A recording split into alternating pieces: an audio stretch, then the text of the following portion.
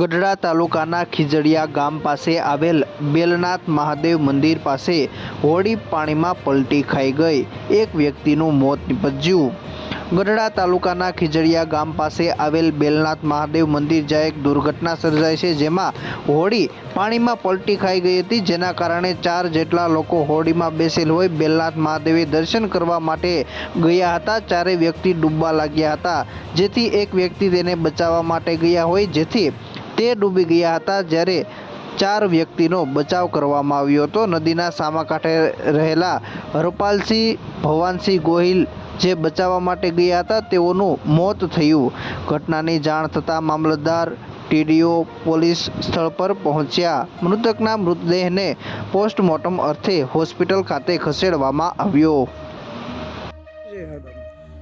અનિલ વાળા, તાલુકા વિકાસ અધિકારી છે અને મામલતદાર શ્રી ગઢડા ચાર સાહેબ, ખીજડીયા ગામ પાસે બેલનાથ મહાદેવ દુર્ઘટના ઘટી છે, શું ઘટના?